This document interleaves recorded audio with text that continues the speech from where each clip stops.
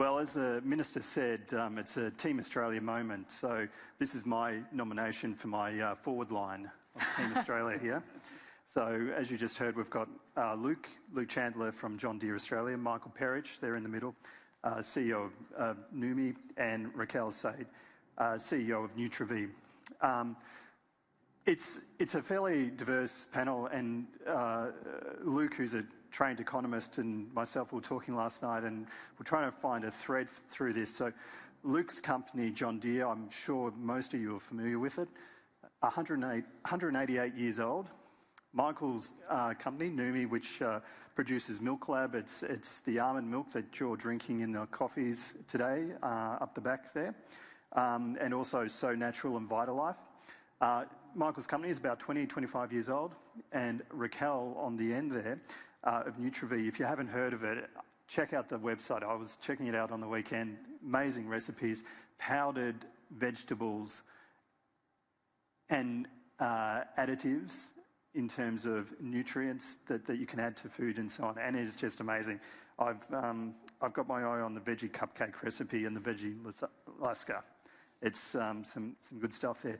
Now we're going to shift it up a little bit, change gears. We've spoken a lot about trade, really important topic, but also another really important topic at the farm gate is about innovation, technology, and shaping the food industry. And I know many of the people here today are at the front line of that, and also my fantastic panel, my full forward panel that I have here. So, look, I'm going to get straight into it. I'm going to go to Luke to open the batting. Your company, we know the big green trucks, and by the way, you've got to check out Luke's tie up close. It looks yellow from where you are, but trust me, it does some funny things when you get a bit closer. So, Luke, what's the problem we're trying to solve with technology and farming? Yeah, I guess, thanks, Eric. You know, for an innovation panel, it might seem ironic that a 188-year-old American manufacturing company is sitting on the panel, but I think, you know, that's the way that agriculture is going.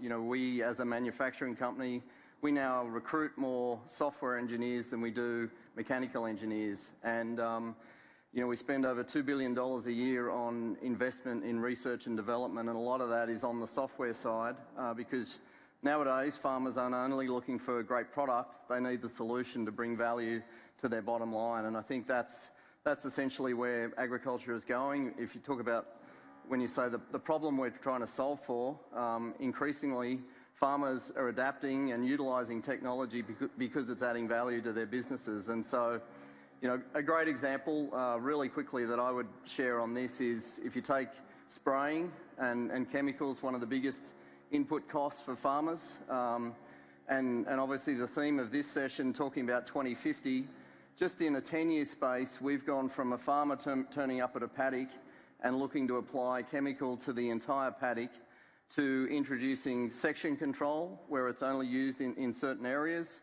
to the introduction of what we call green on brown technology, where the sprayer will move through the field and only spray the weeds that are sitting on fallow ground. So, you know, that's machine learning, artificial intelligence, in real time as the millions of lines of code going through the tractor and the sprayer as it moves through the field. And in some crops, that can reduce chemical use by as much as 80%. Just here in Australia last year, we covered 3 million acres, and 2 million acres of that was area that we didn't spray that would have been sprayed historically, so a 66% reduction in chemical use.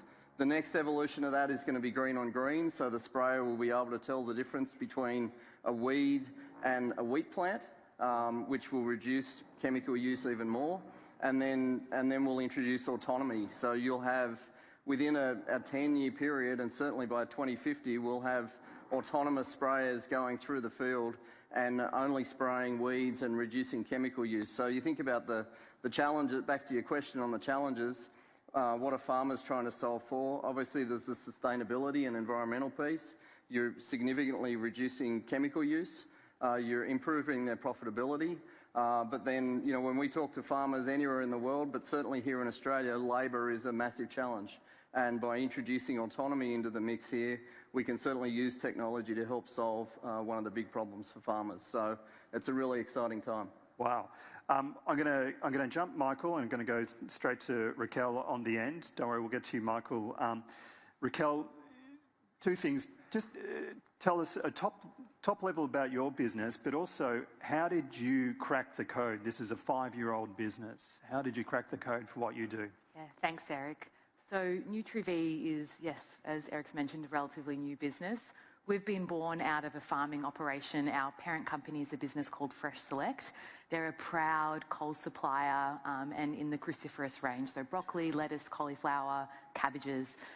Naturally, with a really large-scale operation, they're a business that generates quite a lot of food waste. So that food waste can be left on the farm. Up to 20 to 30% of what is planted doesn't get picked. And there is also production waste that happens with trimmings and cropping of, you know, halves, for example, that you see in your supermarkets. Where Nutri V come in is we were established to deal with that waste, find a solution for what can't be picked. And what we've done is developed not only a technology, but products where we transform vegetables that would stay in the ground traditionally, and we transform them into vegetable powders. So think of perhaps like a protein powder or a flour, for example, where you have, you know, a really nice sort of fine powder, but it is 100% Australian and 100% vegetables. So what we think we're doing is creating a completely new industry. We've got a few different market opportunities in terms of where these powders actually sit. Naturally, we've got a really great relationship with Coles already, so some of our B2C products have been able to make their way there. But what that means is that home cooks can, when they're, you know, out in the supermarket shopping for their vegetables, they can not just get a fresh broccoli for, you know, the crisper in the fridge, but also get a pack of our Nutri V vegetable powder broccoli or a mixed veg option and use it in their home cooking. So this is, it's a new way of thinking. It's quite novel. It certainly requires some education and training in terms of how we change our habits and how we think about creating food. But it's certainly a new opportunity about creating a new industry with food that otherwise would have gone to waste. And that point about creating a new industry, that's a big step. But what's the consumer response as well? Really positive. Yes. In terms of, I think probably one of our key markets is mums that are trying to get some sneaky vegetables into their kids' diets. My 1-year-old is a great example of that. Why is he fussy now? It's very frustrating. But being able to put some beetroot powder into his otherwise neutral-looking food is all of a sudden changed the dial. So, you know, I say that in jest, and I think kids are a great opportunity. But when you really start exploring and thinking about where foods like this can have a home, you know, the options become quite overwhelming and endless. So, you know, taking it to not just a consumer, but to also food manufacturers and selling the powders as a, you know, as a solution to a better for you food option, I think is where there's some really interesting discussions happening with other food manufacturers as well as exports as well. So, yeah, super interesting. Okay, I'll get Michael to pad up and talk a bit about his business in terms of Noumi. So you're playing in terms of dairy adjacent products and plant-based products, but you're playing in a very crowded space in terms of UHT type milks, but you're adapting technology to it to give you an edge. So could you just sort of talk me through what you're doing there? Yeah, thanks, Eric. And you know, we are the largest long-life manufacturer in Australia, and we do process both plant-based and dairy, and they do really complement each other. So it's important there that we've got products and, you know, under some of our brands, as you mentioned, Milk Lab, which is the #1 Australia's milk for coffee. So it's really important that we're finding products that perform well. When we invented Milk Lab, which is only just gone 9 years old, or about to turn 10, we partnered a lot with baristas to make sure that the product worked well with coffee. It tasted, performed well, stretched, and everyone thinks about latte art. They can actually do the same type of art with plant-based milk as they can dairy. So there's been a lot of work done. We've seen that in the retail sector that oat is growing about 2.5 times the general segment in the plant-based. So we are really focused on how do we grow that, how do we grow it in international markets as well. And then when we look at dairy, protein is becoming a really important ingredient that people are looking for as they look for other ways to get protein into their diet, increasing the levels that you've got in milk, and how does that, benefit the consumer. We do make lactoferrin as well, which is a protein that comes out of the milk, which is used in a lot of healthcare, but also in infant formula into China. But there's more work we're doing around immunity on that. So we're doing some work on how does that support immune health, because that's an important protein that we can consume that does help with your immunity. And it's how do we actually get that product into consumers in a format that's readily absorbed.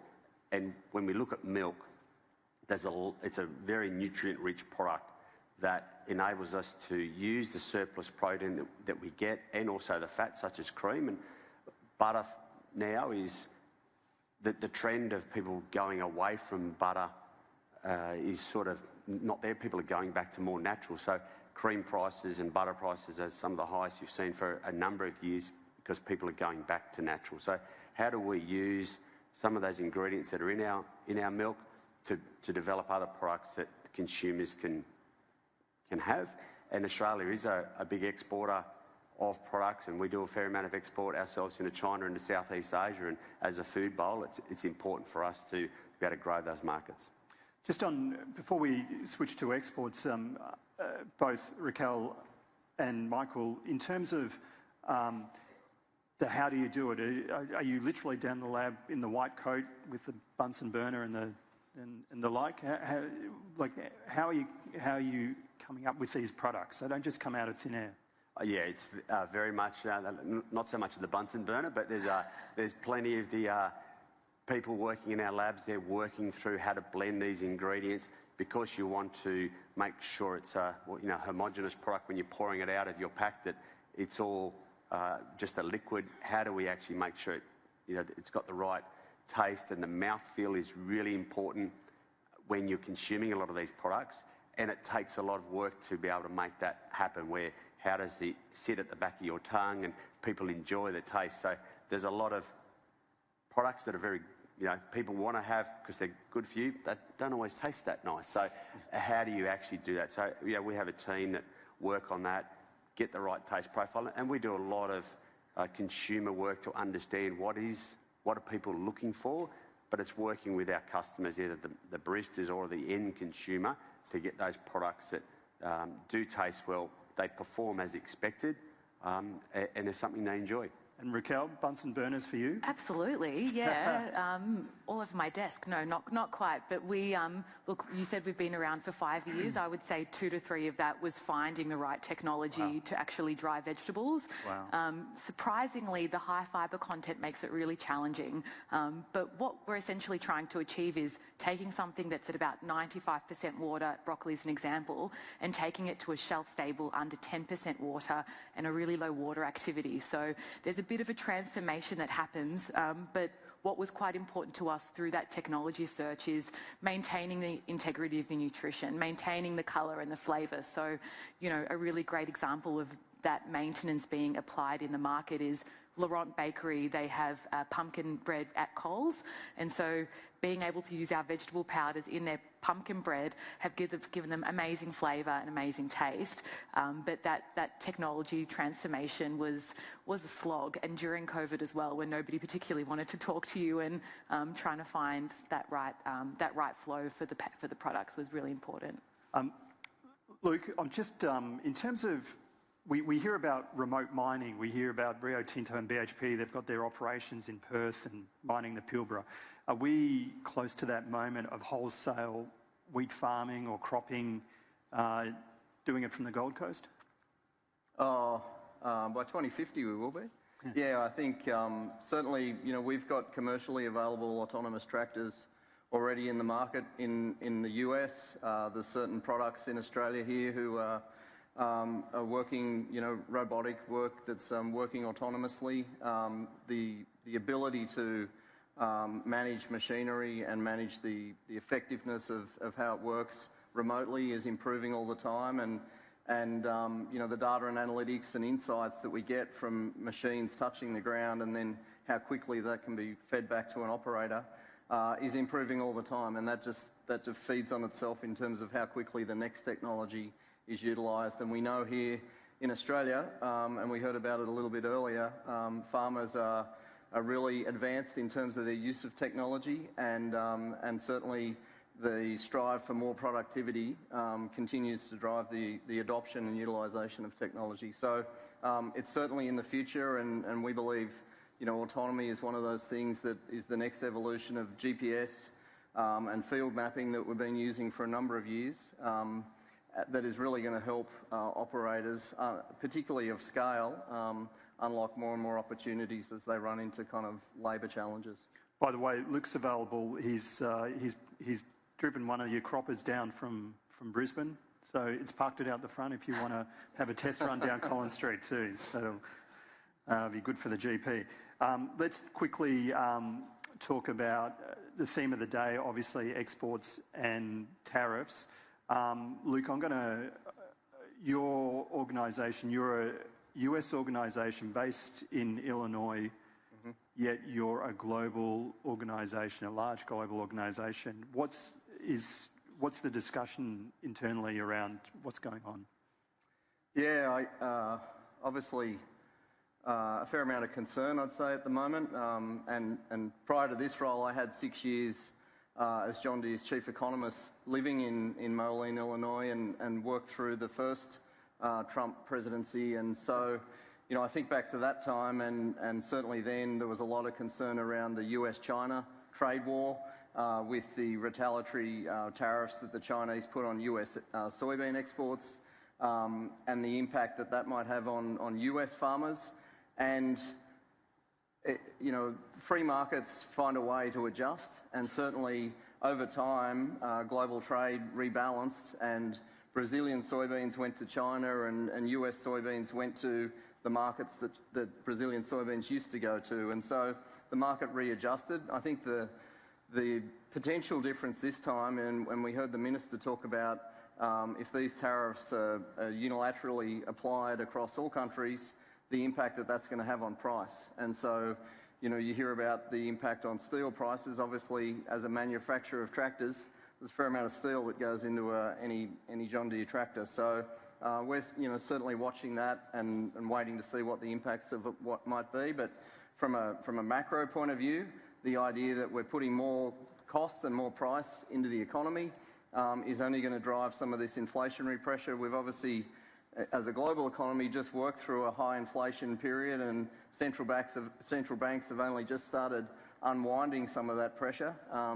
If we go back into higher inflation, that's certainly going to raise some broader concerns around recessions and those sorts of things. So something that we're watching really closely, and I think for global agriculture, farmers around the world have benefited from an open and free trade environment. Australian farmers, and represented by David and the NFF, we export 60-65% of what we produce, so we need open and free market access.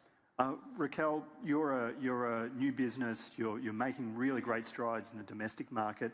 Is some of this big picture geopolitics stuff? Is this sort of is this weighing on you as you start thinking about pushing into export markets? Yeah, certainly. And it's quite interesting that we've been speaking a bit about the UAE this morning, because I think that some of my colleagues were attending a trade show called Gulf Foods only just a couple of weeks ago, and looking to those novel markets. And sometimes I would say even that, the adaptation of this new technology can be a little bit more accepted in overseas markets, which is really interesting. And so for us, exports and whether it be some of our finished good products or of our powders themselves have got a home outside of Australia. So we're certainly keeping an eye on it and looking to it. But the UAE so far has been a really exciting emerging market for us. And Michael, to close it off, you're also fairly diversified in your exports. Are you seeing any shifts early from geopolitics and tensions there? It's definitely something we monitor. We do go mainly up into Southeast Asia and a little bit into the Middle East. We think as a food product, that there's some advantages there for us. That we don't export into the US. I think the biggest concern is the overall geopolitical position and the economy and what that might do, as Luke said, and what that could do around interest rates and cost of living and people wanting to spend money. So we think from an exporting point of view, we're in a good position around managing that risk, but it is something that we're quite we're watching for. Before we go off, we do have a couple of questions now. There is one. It's come in caps, and this is to Raquel. So I can't escape with this. Uh-oh. Raquel, mum's a key target market. Yes. Adding in sneaky veg can introduce flavour children can detect and don't like. Okay. Are you looking at any neutral tasting products? It's a really interesting question. I think as soon as we hide away from being a vegetable product, all of a sudden we lose that kind of USP of what we are. We want to taste like vegetables. We want to be able to behave and see that colour as well. So I probably, if you want something that's a little bit more neutral, cauliflower is your choice. Neutral in colour and flavour, but in all honesty, I think that finding ways to sort of celebrate it and use it in formats like your cupcakes that you're going to try this weekend. I am. Adding a little bit of banana with pumpkin actually is a really great combination. So, yeah, I say celebrate the vegetables. All right. Thank you, everyone. Great panel, great session, and thanks for attending today.